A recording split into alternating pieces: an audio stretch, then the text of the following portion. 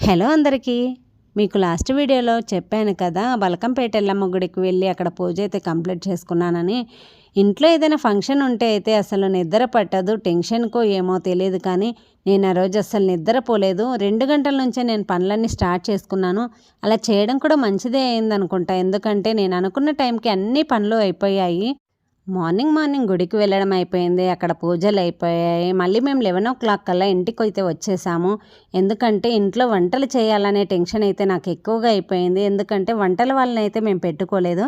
ఇక్కడ చేసేది మాత్రం బావగారు, నేను, అక్క వాళ్ళు మాత్రమే.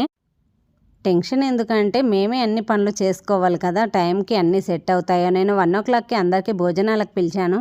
వాళ్ళు వచ్చేసరికి నాకు వంటలన్నీ అయిపోతాయో లేదో అనే టెన్షన్ పడ్డాము. కాకపోతే అనుకున్న టైంకి అన్నీ జరిగిపోయాయి. అంతా బాగా జరిగింది. వంటలైతే సూపర్గా కుదిరాయి. ఇక్కడైతే ఉన్న అన్నయ్య అయితే మాకు చాలా హెల్ప్ చేశారు. చిన్న చిన్న వంటలైతే చేసుకోగలం, కానీ 100 మందికి భోజనాలంటే చాలా కష్టం కదా, అందుకే టెన్షన్. 2 పెద్ద పెద్ద స్టవ్వులు వెలిగించి ఒక పక్క మటన్ కర్రీ, ఇంకో పక్క చికెన్ ఫ్రై అయితే చేశాము. చాలా బాగా కుదిరాయి.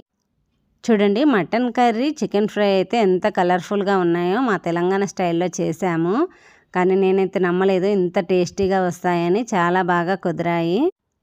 మటన్ కర్రీ, చికెన్ ఫ్రై అయిపోగానే అవి పక్కన పెట్టేసి మళ్ళీ ఇంకో పక్కన బగారా రైస్, వైట్ రైస్ అయితే మళ్ళీ 2 ఒకేసారి పెట్టాము. అలా చేయడం వల్ల మాకు సింపుల్గా అయిపోయాయి. టైంకి అయితే అన్నీ కుదిరాయి. ఇలా ఫంక్షన్స్ ఉన్నప్పుడైతే అందరం కలిసి చేస్తే టైంకి అన్నీ సెట్ అయిపోతాయి. టెన్షన్ పడకుండా చేసేసుకోవాలి అంతే. ఇక్కడ పెరుగు పచ్చడి ప్రిపేర్ చేస్తున్నారు చూడండి మా అక్క తను.